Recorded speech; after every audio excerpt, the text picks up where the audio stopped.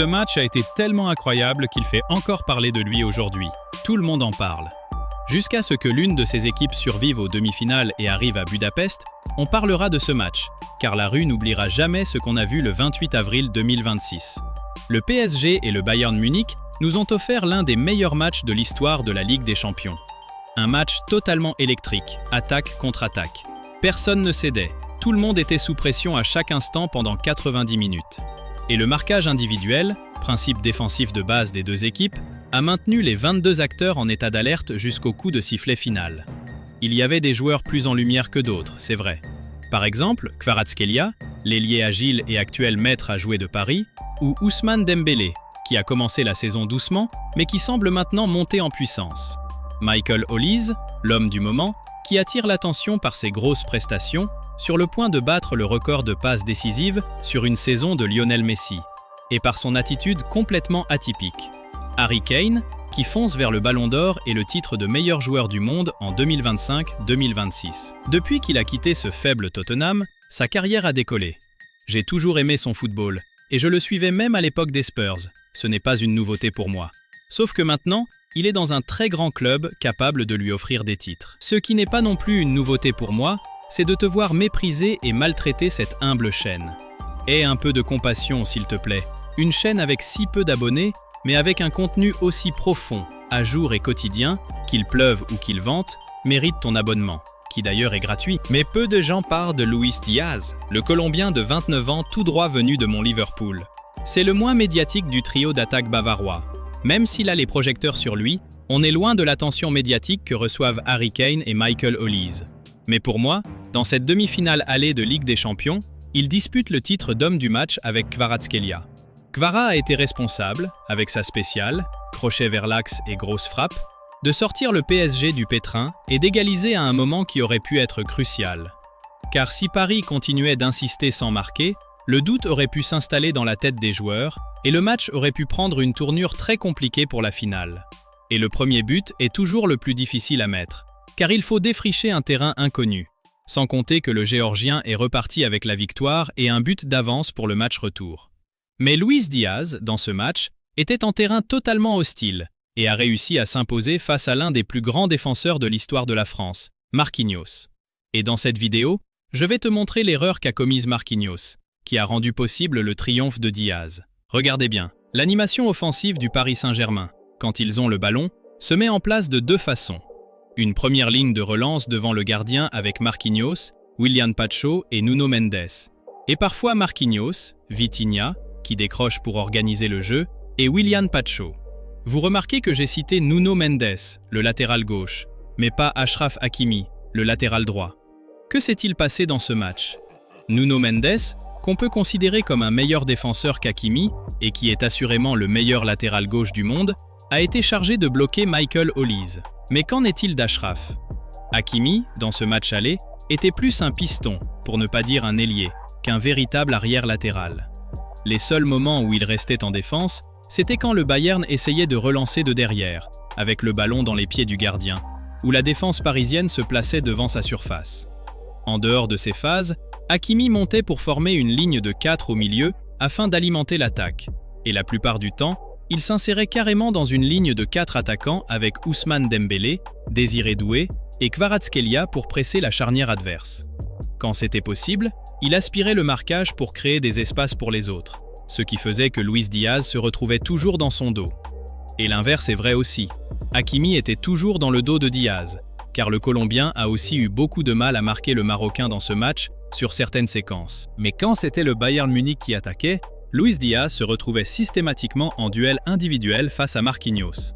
Un joueur qui, certes, ne gagnerait pas à la course, mais qui gagnerait à l'expérience et au placement. D'un autre côté, Luis Diaz, ailier percutant, doté d'une technique de classe mondiale avec ses dribbles, ses contrôles magiques et sa mobilité, a été, selon moi, le vrai facteur X du Bayern. Quand on regarde le score, on voit un petit but d'écart et on se rend compte que Paris n'a pas été ultra dominateur dans le jeu, les stats le prouvent. Il suffit de regarder les occasions créées. Le Bayern en a eu plus que le PSG. De tête, je me rappelle d'un gros loupé d'Olise seul face au but, d'un poteau du PSG et d'autres actions qui, avec de meilleurs choix, auraient pu alourdir la marque pour le Bayern. Luis Diaz, de son côté, déjà très complice avec Kane et Olise, finit par accomplir son rôle tactique offensif de manière très dangereuse pour le PSG. Que ce soit en dézonant, une vraie caractéristique du Bayern sur ses 90 minutes, car il essaie toujours d'aspirer son garde du corps, Marquinhos, hors de sa zone pour semer la zizanie dans la défense adverse.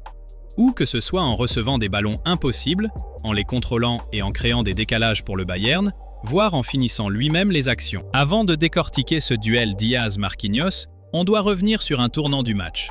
Regardez, le Bayern récupère le ballon, alors qu'on est encore en début de match et que le PSG était en phase d'attaque. Joshua Kimmich trouve Jamal Musiala qui se tourne vers le jeu et voit Luis Diaz prendre la profondeur côté gauche, dans le dos d'Hakimi, ce qui arrivera tout le match. Marquinhos est loin, mais reste attentif au déplacement du Colombien. Diaz fonce sur Marquinhos. Le Brésilien pense que l'action va se poursuivre sur l'aile et anticipe, mais non. Lucho repique dans l'axe. Marquinhos doit réajuster ses appuis et sa course, mais il est en retard. Il laisse traîner le corps pour bloquer la progression et fait faute sur Diaz. L'arbitre sort le carton jaune pour Marquinhos, qui se retrouve sous la menace pour tout le reste du match. Hakimi, de son côté, devait être terrifié en se disant « Heureusement que ce n'est pas moi qui me le farcis aujourd'hui ». Ce fait de jeu en début de rencontre a été crucial pour la suite, l'erreur qui a coûté cher. Marquinhos, le principal garde du corps de Diaz, a dû jouer avec le frein à main.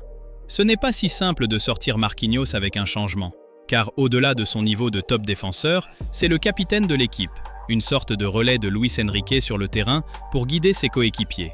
Avec le capitaine parisien averti, les choses deviennent plus simples pour Diaz.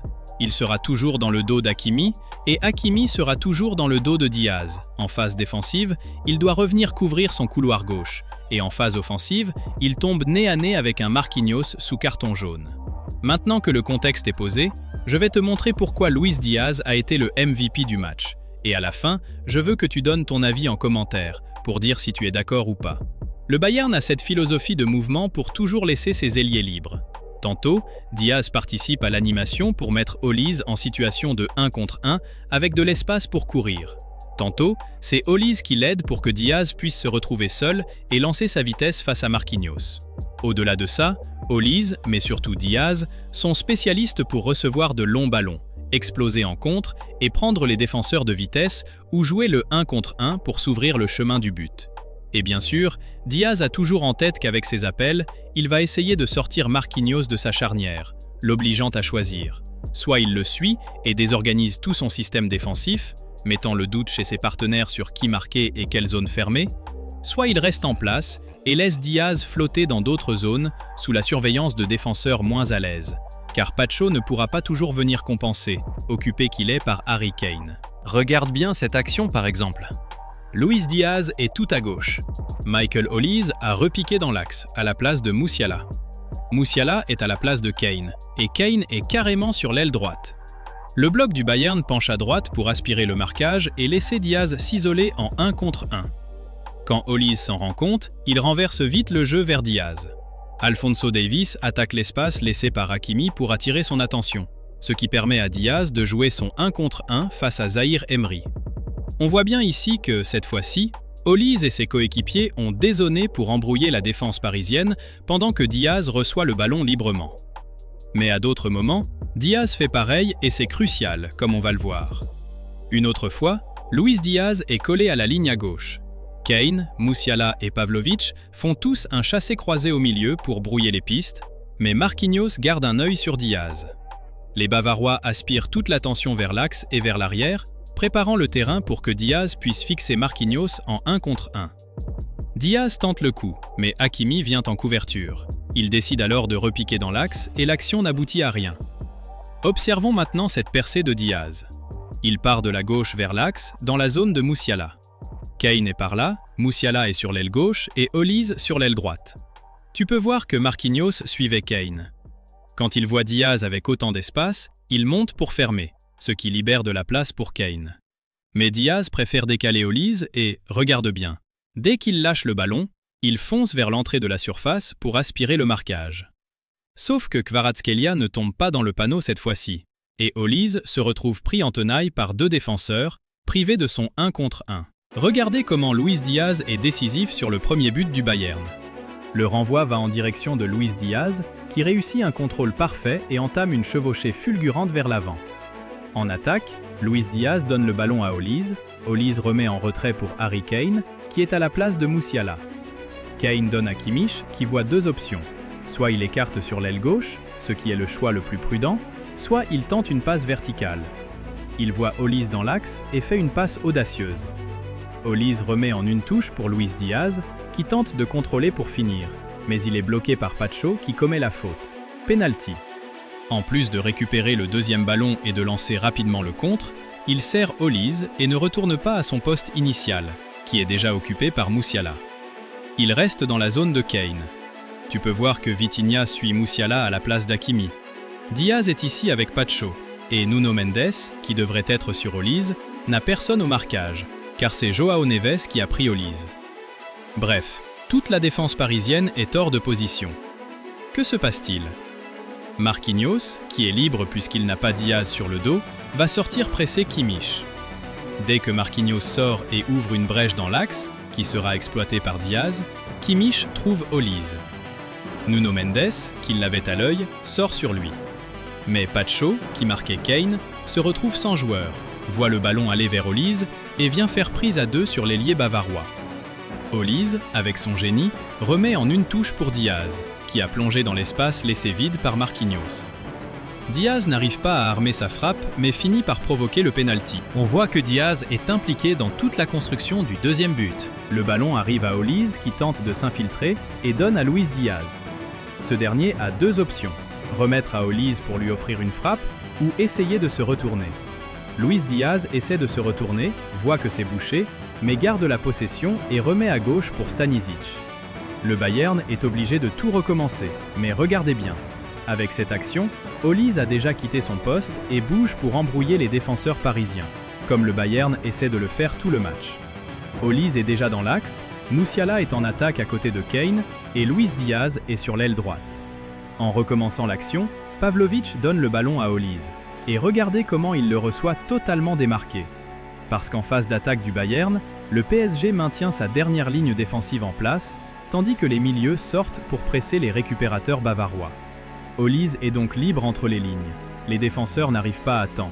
Il avance un peu vers l'entrée de la surface et lâche une mine vers le but de Safonov. C'est lui qui tente le 1 contre 1, qui reçoit le ballon, qui essaie de créer l'étincelle.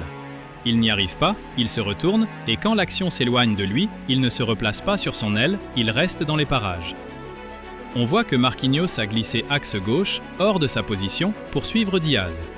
Pendant ce temps, Pacho, qui devrait être sur Kane, est à droite, et Kane va décrocher et sortir de la surface. Holise remet en retrait pour Pavlovic, Kane avance, fixant Pacho. Diaz a emmené Marquinhos de l'autre côté. Les milieux parisiens sont obligés de monter presser les récupérateurs du Bayern.